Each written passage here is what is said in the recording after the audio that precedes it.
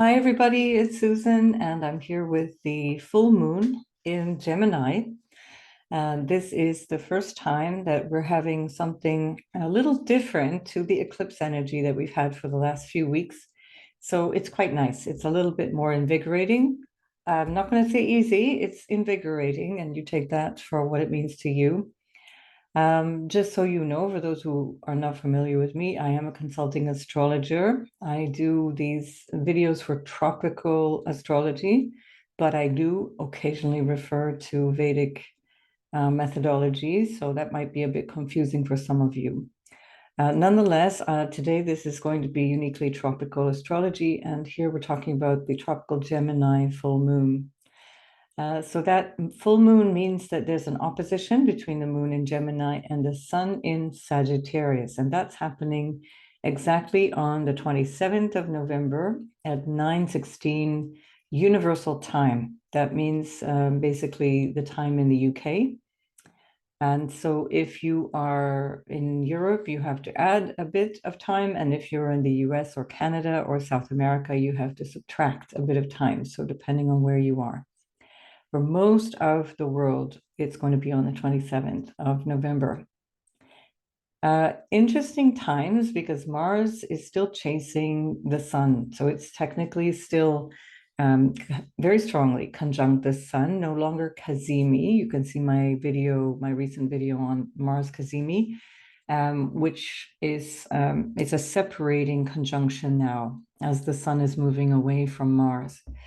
And so now the sun is nearly 5 degrees, Mars is just over 2, and the moon itself, of course, is nearly 5 degrees in its side in Gemini. I'm keeping for this chart, I'm keeping the ascendant and the midheaven. And I've also added in the part of fortune because they do actually show up in really interesting ways for this chart. I've also kept Eris and Lilith because they also show up in really interesting ways for this chart. And that gives us some extra information to understand the meaning of this full moon. So basically, as a polarity, the planetary ruler, for example, of Gemini is Mercury, and the planetary ruler for Sagittarius is Jupiter. And so we're going to be having a look at what Mercury and Jupiter are doing, and this is quite important in the chart. And we're going to have a look a little bit ahead as well, because these placements are going to show up again at the new moon in Sagittarius, and then again at the full moon in Cancer. So we're going to have a few things that are repeating. The messages are repeating. So listen up.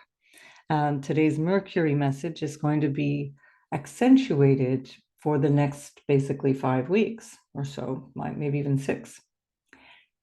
So Mercury ruling the moon when it's in the opposite sign is not in great dignity. That's considered to be in its detriment. So it means that it's not getting the best of the energy. In Gemini, Mercury is happy to be very precise, looking at all the facts, understanding why, asking lots of questions. Keep this in mind for yourself as well. Whereas in Sagittarius, it can very quickly jump to conclusions based on a general information or information that might be a little bit too broad to really fully understand the lay of the land. So this might just apply to what is going on in the world today. So it's a really good idea, whether it be in your personal life or in the global situation, to really sit back and start to assess whether you have enough detail, whether you know enough to truly evaluate the situation that's going on, keeping in mind that Mercury in Sagittarius can also, in its weaker moments, be quite dogmatic. And so there can be quite a tendency with this energy to be potentially ideological, bigoted, dogmatic in a political sense as well as in a religious sense. And that tendency, that jumping to conclusions and thinking you already know the answer with that Mercury in Sagittarius is emphasized by the fact that Mars is also in Sagittarius. Mars is not only conjunct the sun still, but it's, of course, in a strong opposition to the moon. And so passions are running high, tempers running high, Mars and the Sun are both squaring Saturn. The Moon, of course, is also, this is forming a T-square. But most tightly, Mars is squaring Saturn, just over a degree of a square. And so there can be quite a sense of strength and vigorous kind of rushing to debate, potentially. There may be a sense of being stubborn about something when Mars is squaring Saturn. When we want to take action with Mars squaring Saturn, it can slow us down. It can be something that makes us actually slow down and take some measures, but it can also build up frustration. And these are both ruled by Jupiter. So we have Mars and Saturn, Mars being in Sagittarius, Saturn being in Pisces, ruled by Jupiter in retrograde in the sixth house in Taurus. And so we're really working through the details, but in a way that is not necessarily bringing us to any conclusion. We're not moving forward yet. I want to emphasize that what I'm saying here can be applied to you personally as well as to our global situation. So keep listening on those different levels, because it's not that much different. What happens in the way that we entangle ourselves in our personal lives or the way that we entangle ourselves collectively is quite similar. We also have, just for good measure, Mercury on the ascendant in this chart. And when Mercury is on the ascendant, especially in Sagittarius, there can be this vocalizing, there can be this kind of personal identification with one's thoughts and what one wants to say, how you want to express it. And this is also emphasized by the fact that that's in a square to Neptune. Mercury and the ascendant are squaring Neptune. And what that suggests is that we're not really seeing things clearly. We don't have perhaps the clarity of insight or the clarity of knowledge or detail that would help us to come to a full conclusion. Now, if this is your personal story and you're looking at this from the place of what should I do next, what's my next move, we will look sign by sign, by the way, but this is something to keep in mind because it's a good time to deliberately slow yourself down. That makes that Saturn really helpful, that you decide, no, this feels like I'm pushing too hard, or something feels like I'm just not really getting it, or it doesn't feel really sure, but I'm wishing that I could push my way forward anyway. So just give yourself time, because things will unravel in a way that that becomes a lot more supportive over time. But in our international situation, I'm not sure we have the luxury of time. I do think that things are getting to the point where nobody is really seriously wanting to talk in terms of the parties in major conflicts. Some members of some parties are willing to talk, but overall, I'm not sure we're going to get the results that we would want to see, partly also because Venus, which is very strong in Libra, ruling that Jupiter retrograde, which is ruling all of this in Sagittarius and the Saturn and Neptune in Pisces, Venus is conjunct the South Node. This represents something that is taking away the energy of Venus. Now, Venus in Libra obviously is a very diplomatic energy. This is clearly what everybody's looking at. This is the midheaven. It's in the 11th house of what people are aware of in terms of groups and associations and even our hopes for the future. But we're not any longer deceiving ourselves that we're actually going to get what we used to want. And so that Venus on the South Node, Venus Ketu conjunction, doesn't allow Venus to fully operate in the way that we would have wanted. So there's going to be a lot of compromise. There's going to be a letting go, potentially a letting go of diplomatic agreements or diplomatic means in our international situation and perhaps in your life, and a real need now, a real awareness that it's time to let go of a relationship. And that's all the more so because Venus is in a strong sextile to this ascendant and Mercury. And of course, Mercury is also quite strongly sextiling the South Node as well and trining the North Node. So it looks like with the North Node and Aries still marching along together in Aries, we do have this combative energy. We have this energy of I need to figure this out for myself. This is not really working any longer in the way that I understood things should work. And so there is a need for a certain amount of enlightened self-interest. And that's perhaps coming from a place of regret or resentment or bitterness, because that Venus is not really, although she's strong in Libra, she's not necessarily in her happy place because she's not able to function freely. She's got this Ketu pulling away at her energy in a way that's not really supporting her.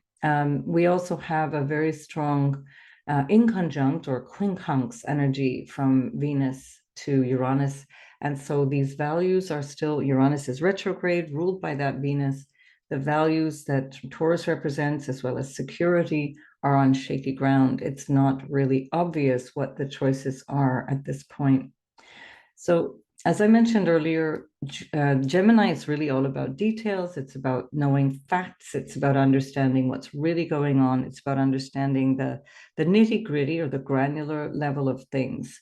And when the moon is in Gemini, we can also be a bit overly intellectual. We're not really feeling our way through what's going on, and can be challenging right now, especially because the moon is squaring Saturn. It can be challenging to really know what you feel about things.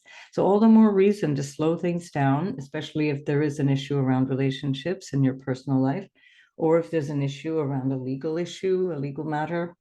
And of course, internationally, it can be really helpful because we're not really able to fully access our compassion in a way that would otherwise be welcome when you're trying to negotiate a happy settlement for all concerned. We have this Neptune in a square to Mercury, as I said, which can lead to a lot of propaganda, a lot of confusion around words, around what we think, what we are told, what we hear. That Neptune is also in quite a strong square to the ascendant descendant, and the part of fortune is exactly conjunct the descendant. So the part of fortune is a combination of the sun, the moon, and the ascendant. And so it ends up in when there's an ascendant in the same sign as either the sun or the moon at a full moon, you're going to get the part of fortune roughly around the ascendant. So that's not exceptional, but it is in this particular case, because you wouldn't have had that, for example, if the sun and the moon had been in a different sign than the ascendant. So this part of fortune on the descendant, especially in Gemini, suggests that this is really where we want to focus our attention. This is where we're going to get the results that we're looking for. And that square to Neptune can help us if we take it to its highest level, where it's not about confusion, it's not about being deluded, it's not about being disillusioned. It is really about trying to find compassion, to deepen our compassion. That part of fortune is also, with regards to the descendant, our opportunity to say, well, what other people think and other people's opinions and other people's experiences should also be taken into consideration in this equation. Given that it's Gemini, we want to hear and listen to what people are saying, what the person across the table from us is saying. Keeping in mind that communication is not just you talking, it's not just people talking, it's about listening. We can't fully communicate if we don't also listen. And so if we're just blathering on, that's much more of that energy in with the Mercury that has quite a lot of opinions in Sagittarius, and especially as this in this particular chart, it's in the first house. And so basically, to summarize, there's a lot of tension here. There's a lack of emotional intelligence, we could call it. And when the moon is in Gemini, there can be quite a lot of thinking that is rapid fire thinking. And especially when it's ruled by a Mercury that's not in great dignity, that can cause anxiety, that can cause overthinking. It can cause some real distress in terms of what to do about a situation. But the solution is not going to happen right now. This is the full moon that is showing us where we are in relationship to this particular cycle that we're in, that cycle that started 2 weeks earlier. at that the new moon that we had. It was actually a new moon in Scorpio. We're still a little bit lopsided here. We're not getting the new moons and then the full moons in the same sign, so it's even more complicated.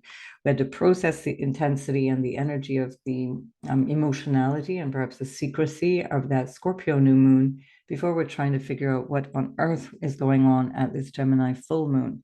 So to slow it down, don't jump to conclusions. Work on trying to understand the facts of a situation, whether it's your personal situation or a global situation. You might even consider bowing out of social media for a while, because that's not going to help, because social media is designed to inflame emotions. It's designed to get you to participate based on your flash judgments and emotional opinions, and your just adding your 2 cents, and you might regret whatever it is that gets said, because there is such an impulsive energy here that's not really supporting us. It's not really helpful. We also have Pluto still lurking at the end of Capricorn and in a square to this midheaven and icy at this particular time. It's no longer technically really powerfully squaring the nodes, and that's because we do give Pluto a really narrow margin of usually 2 degrees, because it's such a slow-moving planet. You can adjust for your own chart if that's the case, but in this case, it's just less than 1.5 degrees of a square. So that's quite strong. And that means that what we're looking at here in this chart is Pluto squaring the midheaven in Libra, which suggests that what we understand about the structures that we're working on right now, it's not really working. It's not really functioning for us. And the IC is in Mars, where we find that north node. And that's where we're now going. We're going to something different. We're going to something that is new, pioneering something different, something more perhaps updated, something that is more appropriate for the circumstance. And it does have an energy of go it alone, whether that be an individual energy or even an energy of various countries. And so it's not a strong energy for cooperation. There's a lot of a need for recognition with Pluto when it's squaring the midheaven. Pluto square the midheaven wants to be seen. It wants to be acknowledged. And that's the Pluto that's kind of hearkening back to the energy of Capricorn, which is about a method or a way of ruling, a way of organizing oneself that may have just about completed its cycle. So Pluto has been transforming that Capricorn energy wherever it is in your chart, and of course throughout our collective experience, it's been transforming really radically how we show up collectively in our institutions, in our various governments, and in the methods that we use to govern ourselves. And it's just not going to hold up any longer. So this is very strong. The message is very powerful at this full moon. It's a new energy, like I said. It's not necessarily a better energy. It's a new energy compared to all that Scorpio heaviness that we've had and that we were experiencing for the last month or so.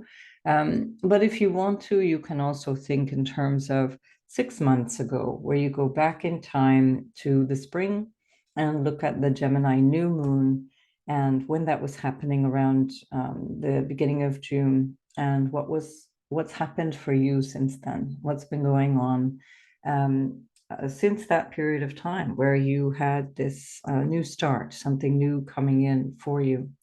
I think that might even be the end of May. Let me calculate that now. So around 20th, I think it might have even been the 3rd week of May. So it wasn't in June, it was the 3rd week of May, and I've forgotten the date now.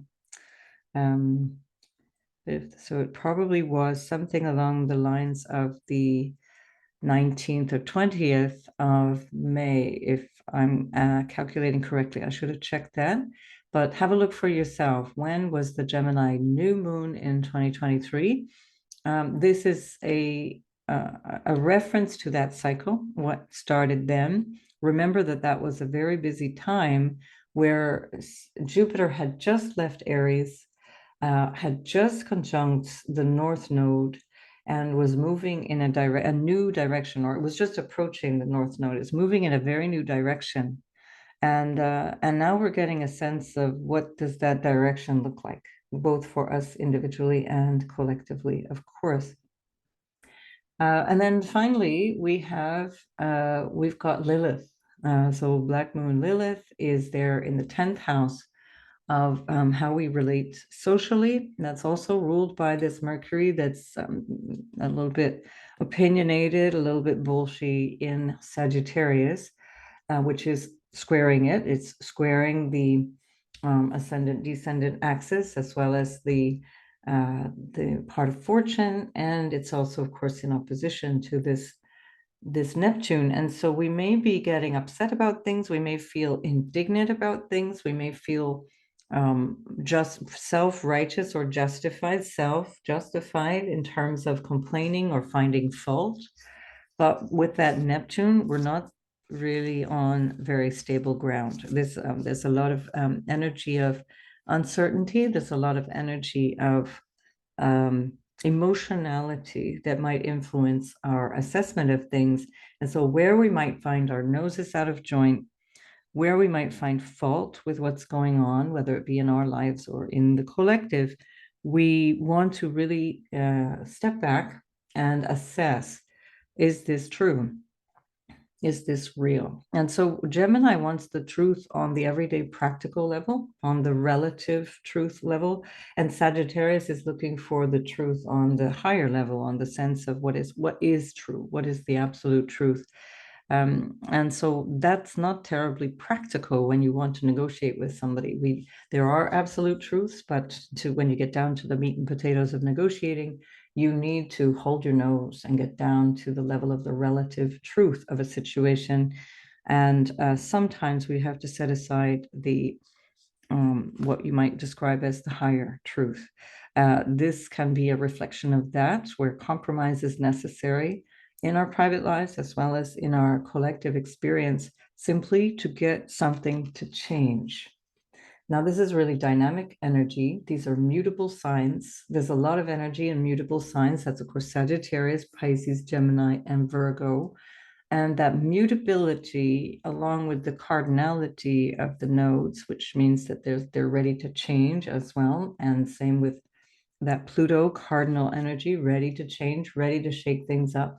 It can really work to our advantage if we use this consciously.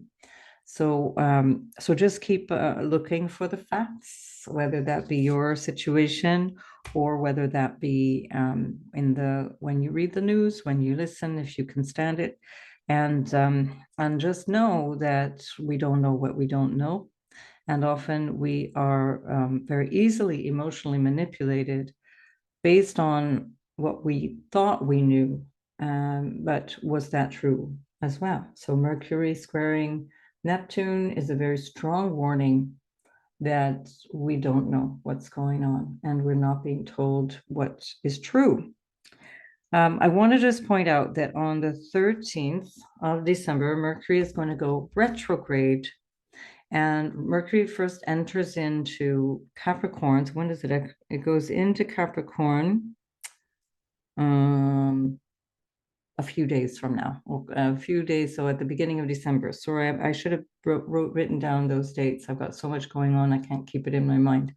So Mercury is going into Capricorn. It will retrograde on the 12th of December at 8 degrees of Capricorn. And then it's going to go back into Sagittarius, and it's going to station direct on the 2nd of January. I'm giving you these universal time dates, but they apply almost universally because of the timing of these positions. So you might want to double check for yourself, but for most of us, it's these dates. So 13th of December, Mercury stations, Mercury is retrograde, and that's at the new moon of Capricorn. That's on the 12th. And it's stationing at 8 degrees to retrograde back into Sagittarius to station direct on the 2nd of January. Now, if I haven't confused you completely, the reason that that's important is because when it comes back from Capricorn, it's going to arrive back at this point of the Gemini full moon. So it's actually just a little bit before the ascendant, just 22 degrees plus. And so what's going on in your experience right now is probably not going to be fully understood or dealt with until it starts to change your mind or thinking as of January, and until probably the end of January, when Mercury will be out of its shadow period. Finally, it's when I suspect we'll only then know really fully what this was all about, what is going on now. November, I'm recording this on the 21st of November, around the time of this full moon, 27th of November, all the way through till the beginning of January, and even to the end of January, if we keep the shadow period in mind for Mercury. I think then we will have a better idea of what is going on now. So if there's no rush in your personal life around some kind of resolution, then this would be a good time to really reflect and contemplate on the bigger questions of your life, the higher principles, and what to do about that in a granular way. That full moon in Cancer is going to be on the 27th of December. So it's going to have a Mercury retrograde. Our New Year's Eve is going to be full of Mercury retrograde as Jupiter stations direct. And keeping in mind that Mercury is retrograding into a Jupiter-ruled Sagittarius, so that's quite interesting because there's going to be a reference back to this Sagittarius energy again. So think deeply what's going on in your life now. That full moon in Cancer is going to have about a 5-degree sun and moon, Capricorn sun and moon in Cancer. I'll do a video about that, of course. So that's going to be similar. All of these full moons that are coming up in the next 3-4 months are all in early degrees of the signs. We had a lot of later degrees, moons earlier in the year. And so that Mars, at the time of the 27th, at the full moon in Cancer, that Mars that is still then in Sagittarius at that time is going to be at this point. It's going to be at the ascendant and Mercury point. So this 23-degree point of Sagittarius, let's say between 21 and 25 degrees of Sagittarius, is being really strongly influenced at this period of time, basically from now until the beginning of January. And what else did I need to say about that? So lots and lots of things that are going to be recalled, that are going to be reflected upon, let's say, over the weeks ahead, in a way that we're going to probably have to adapt based on what we've already done. Mars on the Sun, especially in Sagittarius, is quite impulsive. Mercury in Sagittarius can be quite impulsive. And remember, that sense of I already know, don't tell me, I already have the answer, can get us into a bit of trouble. And so we might need to backtrack if we don't slow down and really contemplate what our options are at this time. So change is on the way, without a doubt, and this is looking like something that will affect us all for a very, very long time to come, because this is going to be part of the story of Jupiter stationing direct and then continuing through Taurus until the 3rd week of May as well. Right, so let's go sign by sign and see what's happening then for the individual signs. And since we've got Sagittarius on the ascendant, we'll just start with Sag. So if you are a Sagittarius sun or moon or ascendant, you're having this full moon in your 7th house of relationships. So everything that I said in the introduction is extremely important. The relationship energy is always going to be a mirror. It's always a mirror for all of us. And that's something that we can learn from. So you want to understand whatever is going on now. If you're feeling itchy, if you're feeling there's a need to change that, if you're feeling that things are not going in the direction that you want, this is a time for you to really sit down and try to talk about things, to try and resolve it. You've got Mercury on the ascendant. And so that's really an indication that it's time to have that conversation. It's in a sextile to Venus, and that can help quite a lot to have a conversation. but just keep in mind that you don't necessarily know the whole story. You may be either unclear based on that Neptune, you may be unclear, or you may be over romanticizing what might be going on. Or again, these can be all kinds of relationships, not necessarily romantic, but you can also be being deceived. That's entirely possible, as this is Neptune, but it would require a look at your personal chart. We can't really see that just based in general assessments like this. We need to see an individual's chart to actually have a sense of whether this might be deception or simply not seeing clearly, because we'd want to see how this is all playing in along with your planet, your natal planets. Right. So as I said quite a bit in the introduction, Sagittarius, do have a listen to what I said, and I will see you in the next video. So Capricorn, this is happening in your sixth house of everyday work. So the Gemini full moon is exposing something about what you need or want to change, how you feel about your everyday work.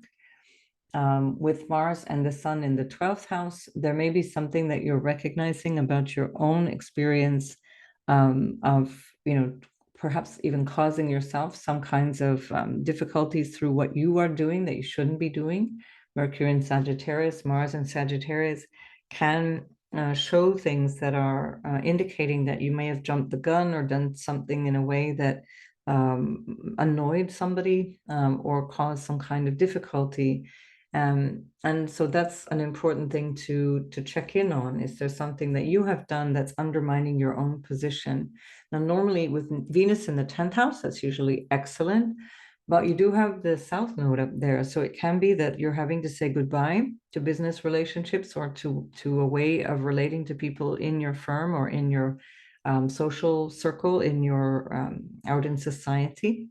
This is also your social status. And so there might be something that you're letting go in terms of your own marriage or family or otherwise partnership affiliations, where the North Node is in your fourth house. And that North Node in the fourth house is suggesting that there's a need for you to really look more deeply at what it is that you need to do based on either the Mars that's ruling that from the 12th house, either what you recognize is something that you have been undermining yourself with, or based on a sense of what you're only now realizing you need to stay well, because that sixth house and 12th house axis is also health. It's mental health and spiritual health as well as physical health.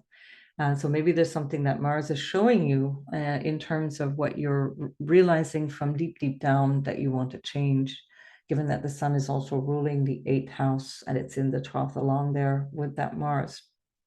If that's the case, this is the time to take action. It's definitely a time in your life where a lot of elements will change. You still have quite a bit of energy here, at least another couple of months, with Pluto in your first house, and then another 2 or 3 months in the autumn, September through early November, when Pluto will be back in the very last degree of your first house. So wrap it up now. Think in terms of what it is that you want to change and how you might want to change that so that you can get things done on your terms and in the way that you really find works for you day to day.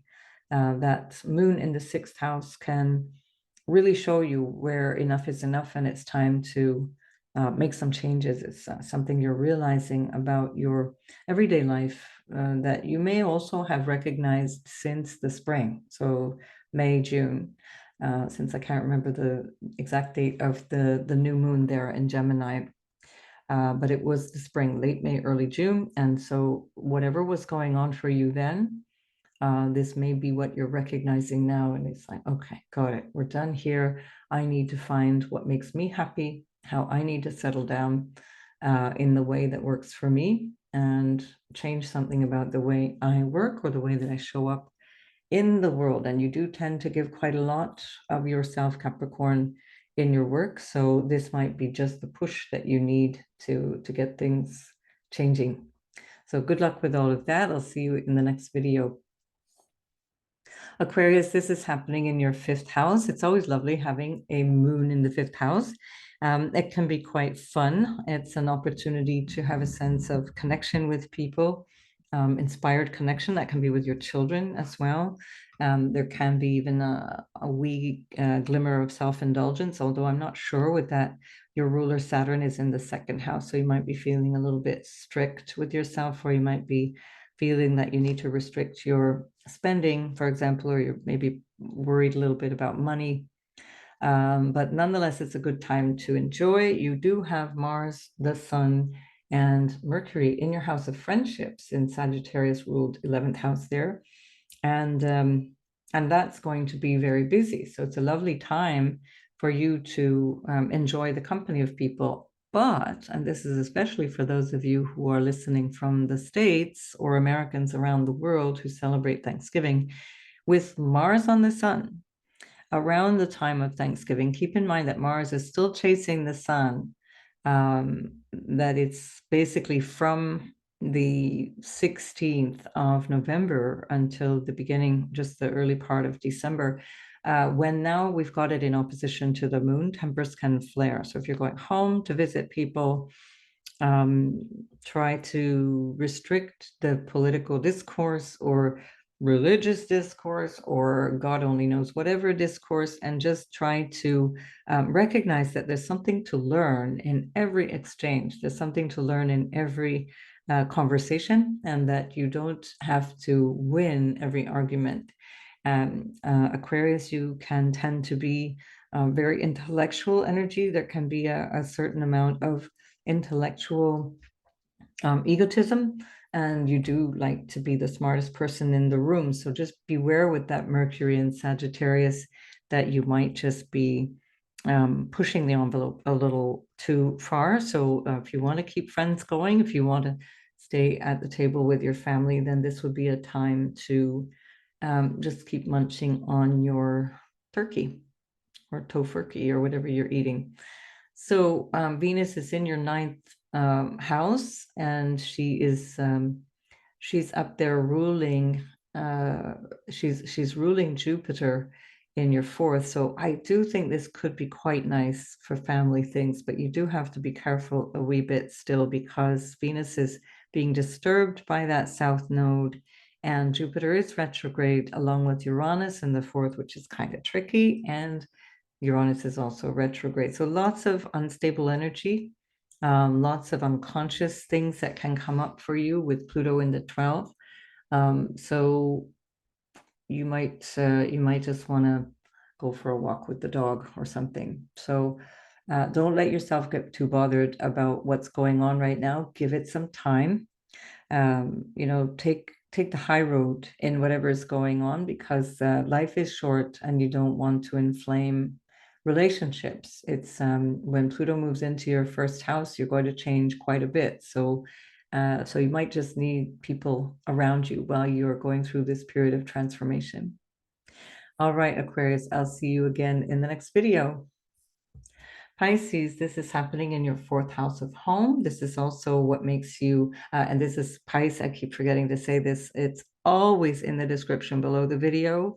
These reports are always for the sun, the moon, and the ascendant sign. If you're sun, moon, ascendant in Pisces, this will show up in the fourth house. That will be more obvious for the ascendant, but fourth solar or fourth lunar house will still have a very strong effect. And so the moon in the fourth is highlighting things around family, what might need to happen around family and home. That can be with regards to your mother or your parents in general. Mars and the sun are up there in the 10th house of authorities and parents. Mercury is up there too, so there might be some new ideas around exchanges with them, understanding there might be some compromise needed in that relationship, or this can have something to do with what you might need to change around your work, to find a sense of peace with the work that you're doing, how you might need to show up a little differently, or how you might need to organize yourself around your work. The moon in the fourth is an opportunity for you to understand what makes you happy, how you're feeling, And certainly with the ruler of that moon in the 10th house, there's definitely a kind of a need for you to connect outwardly. There's a need for you to show up with people out in the world, possibly with your family. And there may be something that's coming up through business relationships that are, for example, with hierarchy type relationships, or with relationships that are very important to you, and that make you feel something different about the way that you work.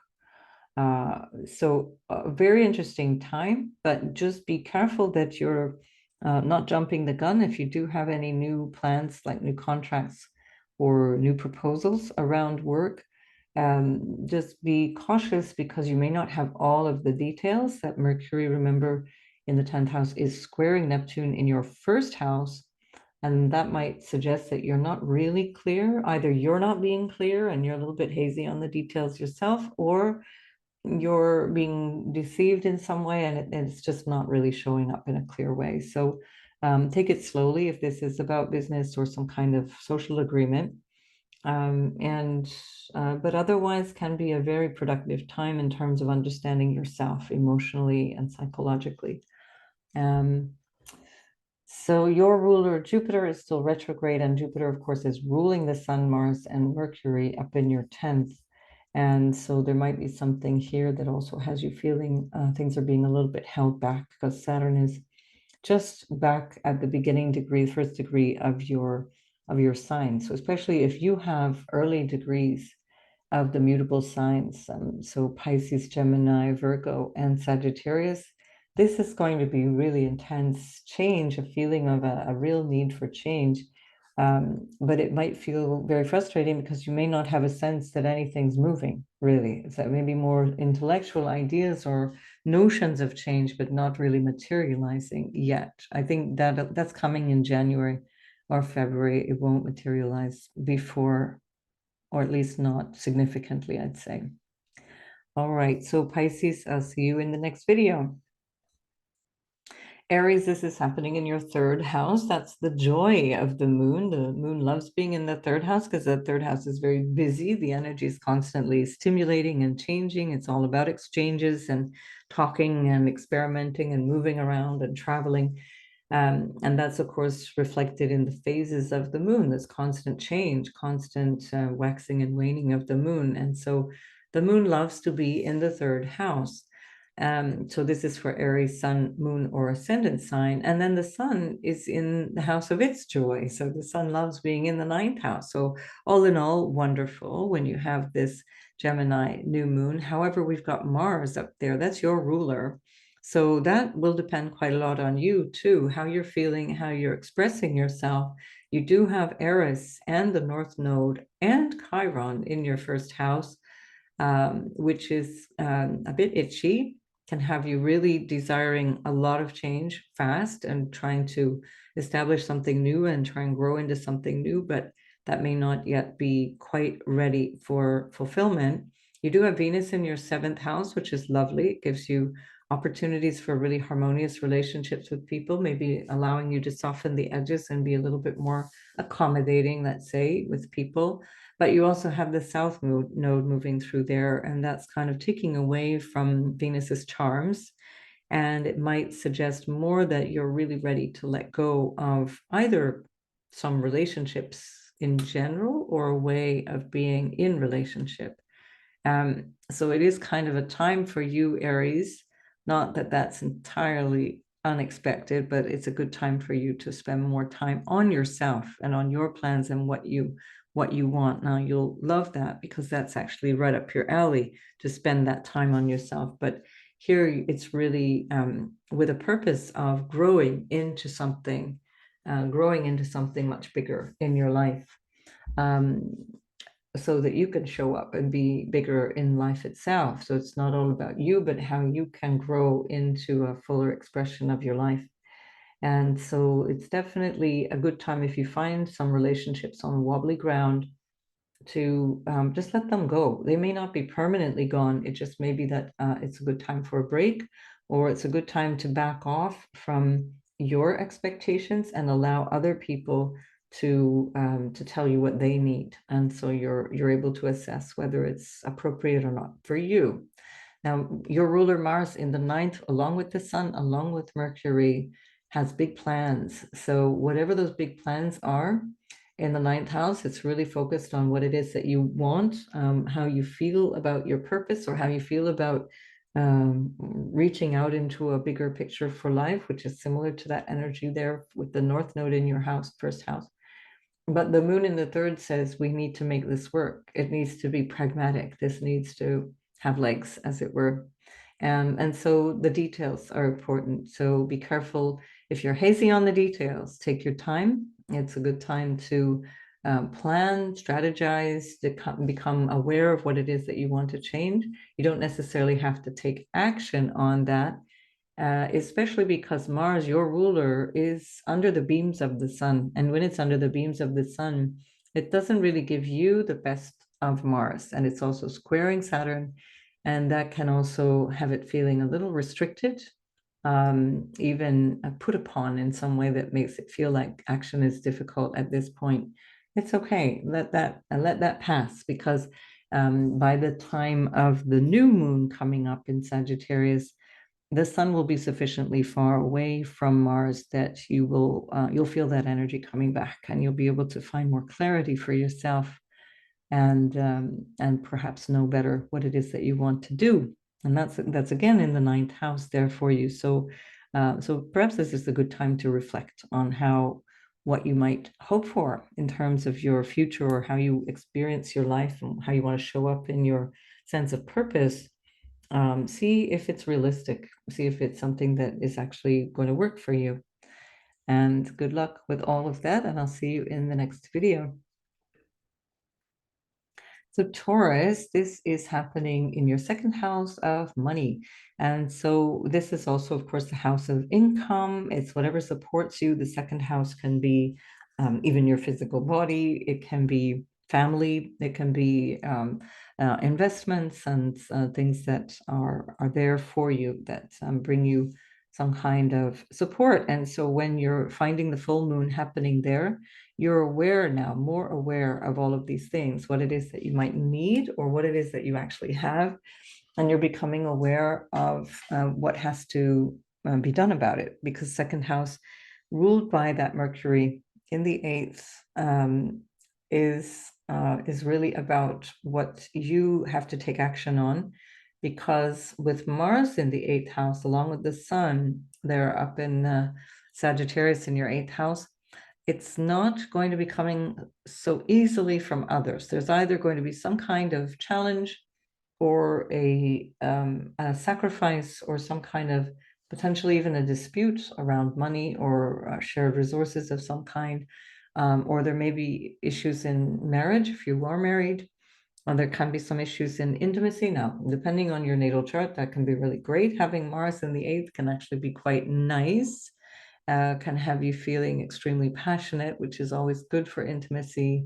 But it can also just be really, really itchy as well. So again, that depends on your natal chart. You do have Venus in the sixth, and so there's something there about work, that you're working towards some kind of solution or harmonious work that you're doing. You do have the South Node there, kind of draining the energy of Venus, who is your chart ruler. And so you may be finding that the things that you wanted out of your working day, or the type of job that you wanted, or the kind of day that you want to experience, and even including around your health, for example, physical health, even your mental health, things might not be shaping up exactly as you would have hoped. Even if Venus is in good dignity, she's being drained there by the South Node.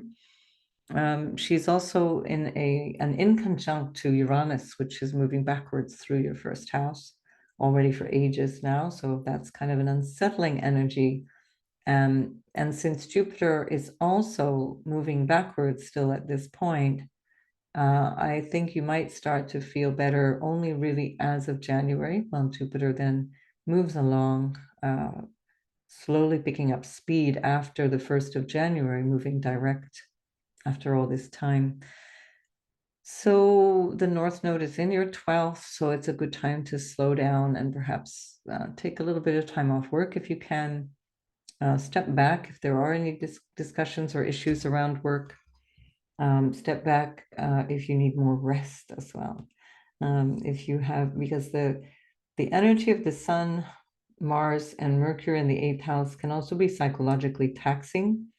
The South Node in the 6th, North Node in the 12th can be showing you that there's something you need to understand about your psychological nature, or about your past, or about your family karma, about your family, potentially family trauma, with Mars in the 8th, ruling the 12th, where the North Node and Chiron both are. So if that's the case, this is a wonderful time for you to try and investigate using that Gemini full moon in the house of the family, and ask questions if there is any possibility to know from people who are around you of what they thought of what went on, or of what they know about your family's past, and that can help you piece things together while you're working your way through understanding yourself this life. Right, Taurus, I will see you again in the next video. So Gemini, this is a very important time for you because it's the full moon, your full moon, in your first house, if you're Sun, Moon, or Gemini ascendant. And so this is usually once a year you get a full moon, sometimes more often depending on the lunar cycle. But if you listen to the introduction, that will tell you quite a lot of extra information. And here, clearly, it has a lot to do with relationships, because the energy of relationships is what is really dominating here. The ruler, your ruler, is in the house of relationship, which means it's kind of like putting the ball in the other person's court. That can also have you not necessarily engaging in relationships in a way that is harmonious, or especially because Mars is also there. And so there can be a certain touchiness there. You might find that there's some combativeness, or a feeling of jumping to conclusions, or not being really sure of your own ground in terms of relationships. So just be careful not to burn any bridges if you're not really clear what's going on, and let some time pass. It's okay to just take it slow at this point. There's really no rush, because this is a period of time where we're really not very clear on what's going on. This also might have to do with business partnerships, or your sense of your way forward in your career, especially because Saturn is still lurking around the first degree of Pisces up in your 10th house, where it was in March, basically all the way through March, at these early degrees of Pisces, and it's squaring that Mars in your 7th house. And so there may be something that feels like a restriction around your work, something that feels like a restriction around partnerships of all kinds, especially if it's business related. Could be around clients as well. If you work with clients, 7th house would be where we would find the clients. And so there can be something here that feels like either an extra burden, or something that isn't working kind of to your schedule according to how you'd like things to shape up. But just be patient. It's not your greatest quality, Gemini. Patience is not usually what you're known for, but it is time for you to really contemplate and see if you can gather up as much information, whether that be information about the situation, or even about your own self and what it is that you really want for now, so that you can, when the time comes when there's a new moon in the 7th house, you might be able to start afresh and have a sense in a couple of weeks hence that you're having a fresh new start in relationships and moving in a better direction. So yeah, keep that in mind, because Mercury is going to be your ruler. Mercury is going to be back and forth between your 8th house and 7th house for quite some time between now and January. So you'll want to really sort out any kinds of relationship issues, any kinds of partnership issues, any kind of intimacy issues as well, that might be causing you some kind of confusion. Right, life is short, Gemini. Don't burn any bridges. It's a good time for you to take a step back and see if you can gain some perspective. And I wish you all the best. So see you in the next video. Cancer, this is happening in your 12th house. This is the house of long distance travel, foreign relations, overseas relationships. It can also be about dreams and what is unconscious, what's in our unconscious process. And the 12th house is also our ancestors. It's also what we don't know so much about ourselves. It's like the shadow or the hidden aspects of ourselves. And this can show up in terms of health issues. There can be something in terms of work, perhaps your everyday habits, how your work environment might feel to you at this time, where there can be perhaps some touchiness around shared work, the way that you're showing up for different work projects with other people. There can be some like little bit of controversy if there's any kind of disagreement. We do have Mars ruling your 10th house, which is your career, how you show up in the world. Mars is ruling the North Node, Aries, the North Node, and Chiron, which are up there. So you're certainly trying to kind of grapple with something new going on in the way you show up in the world. It doesn't necessarily mean a new job, but there's a new way, perhaps either a new way of doing the job, or it's a new way of being in the world, or it's literally a new job and you're deciding on changing that. For some of you, that might be the case, and it's more like, yeah, okay, I'm done here. Keeping in mind that the moon is your ruler, it does affect you very strongly, these lunations. And so when you think about that, you want to be really careful about how you genuinely feel. Notice where in this case it would be what you're thinking or saying, opinions that you express, or any sense of jumping to conclusions, or any combativeness with people that you're working with, or people that you're trying to benefit from some kind of healing with. That can also be that. So don't be too hasty, let's say, in terms of assessing situations. It's difficult to be fully cooperative with this kind of energy, or it could be the people working with you that are not cooperative. And it could be, if you have employees, it can be them as well. They're not being particularly helpful. If you're using this, if your Jupiter, for example, is in really good dignity, then if you're using this energy really well, that can just be really dynamic, and you're just going to be on the go, and you're going to get a ton of things done. And so that can be a very helpful use of all of this. And then keeping in mind that Pluto is at the end degrees of your house of relationship. And so if this is something to do with business partnerships, it's anyway changing. This is something you can't really avoid. You're at the end of something. And so it could be nice if you're aware that this is the end of something, then make an effort to say goodbye in a way that is not necessarily disruptive, keeping options open for any future endeavors, or at the very least just to be friendly. And otherwise it can open your opportunities up for new people, new things, with that Pluto at the end of the 7th. It's all about change. So you've learned now for 15 years how to operate in all kinds of relationships, and most especially important business relationships. So good luck with all of that, and I will see you in the next video. Leo, this is happening in your 5th house. That's a wonderful place. Sorry, in your 11th house. Your sun is in the 5th house, which is a wonderful place for the sun. It's very at home in the 5th house for Leo. Leo sun, moon, or rising. The moon is in the 11th house of friends. It's your future, your hopes and dreams for the future. You might be becoming aware of what it is that you want for your future, what it is that you want to establish with groups of people, reaching out into social groups or even potentially business groups. You do have Pluto moving into your 7th house of relationships, and that's going to transform business relationships and partnerships of all kinds. So this could be a really interesting time the next couple of months before Pluto shifts into that 7th house. to sort out what it is that you really want to achieve with people that you share ideas with.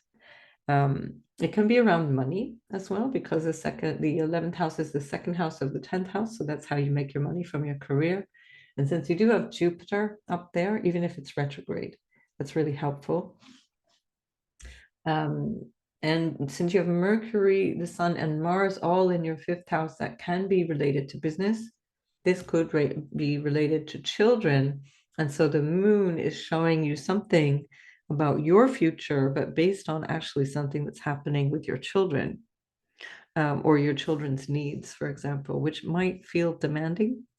It might feel like an imposition, or it might feel even slightly hectic. And the moon is just showing you what the result of all of that is. So not bad at all, because the 5th house is a trinal house, and you do have the North Node in the 9th house. So these are fortunate houses. They're very supportive. So that's the other fire houses. So there's Leo, Sagittarius, and Aries that are the fire houses. And in those trines, it's really supportive for you. So I think quite good all in all. There may be something that you want to express in terms of your future, or that you might want to contemplate. And so a good chance as well to put things in writing, especially because Venus is in the 3rd house. So you might even, if it's not in writing in terms of a contract, it could be that it's in writing at the very least in terms of your own sense of keeping track of your goals. 3rd house can also be goals, as well as communications.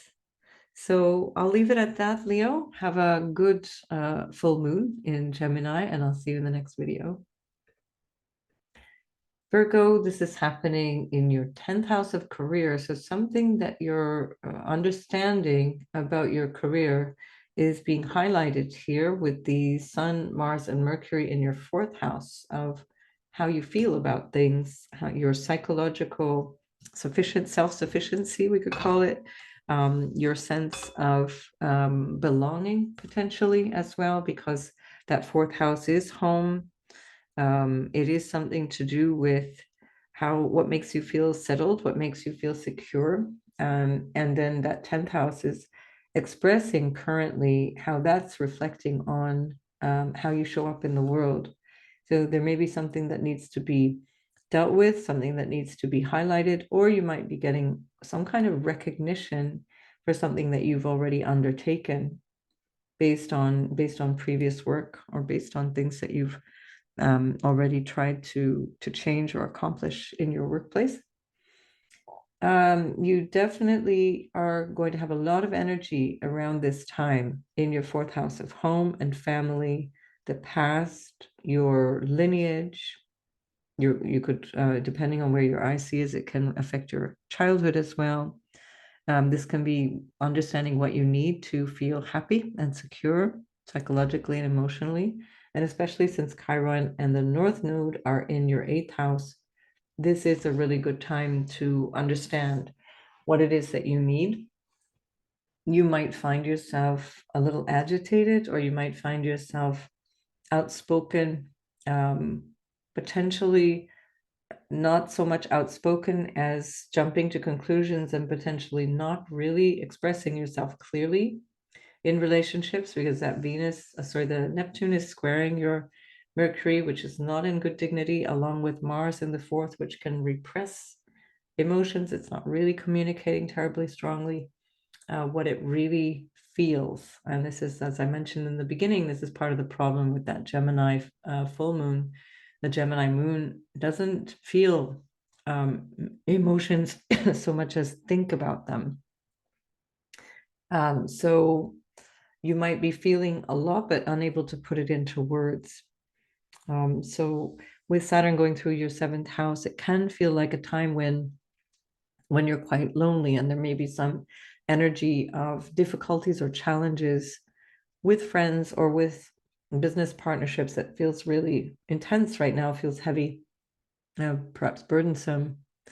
So take your time. Like I said in the beginning, don't rush in to decide because things are not really going to be clear until January. Not that they're going to be horrible until January, just not clear. So give it a bit of time, let things mature and evolve. All right. So good luck with that, Virgo, and I will see you in the next video. Libra, whether this is sun, moon, or rising, you have the moon up in your ninth house. The moon in the ninth house has big ideas about the future, big plans for the future, a perspective on life that might be quite inspired.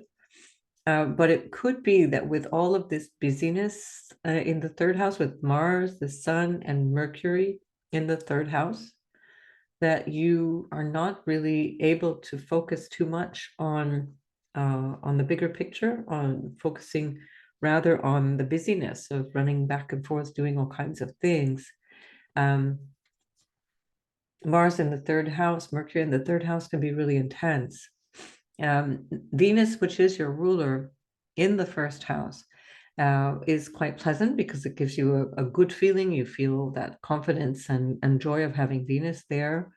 Some blessings coming from others as well. There's just a lovely energy there. But the South Node is there in the first house.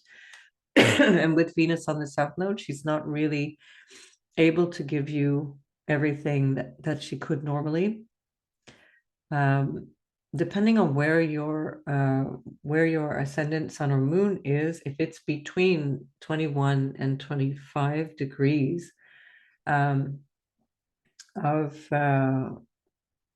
Libra, this will affect you quite strongly, both by conjunction or opposition, or also by the sextile or the trine that is coming from Mercury. So Mercury in Sagittarius might have you rethinking relationships, rethinking yourself.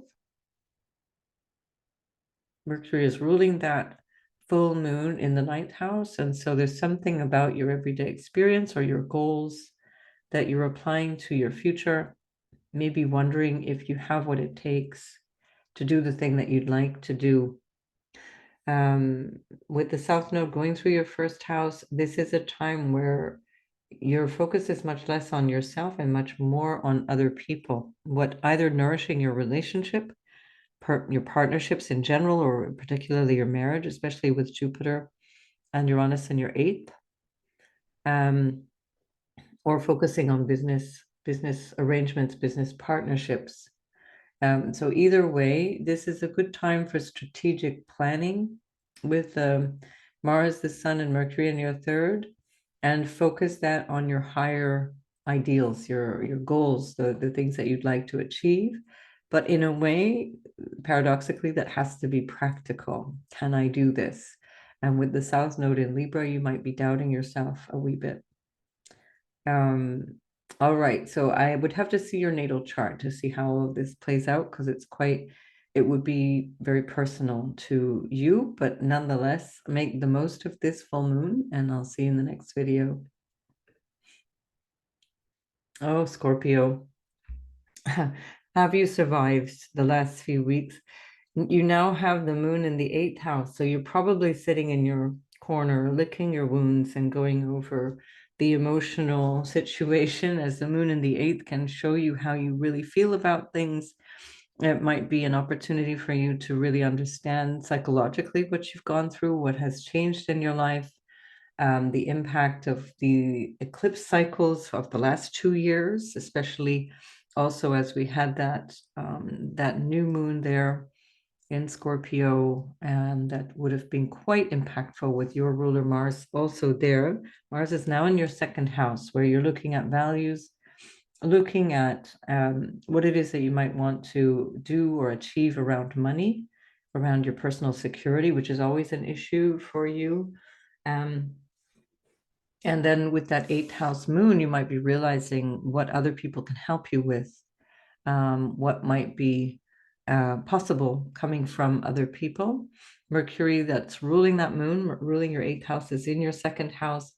So it could be that you're not really getting the best information, or that you're not really clear yet about the investments or the support that you might be getting financially, or the income you're getting. There may be a lot of effort in that direction, but it may not pan out quite yet. And I think probably you'll see better results when Jupiter in your seventh house is actually going to station direct and start to move forward again.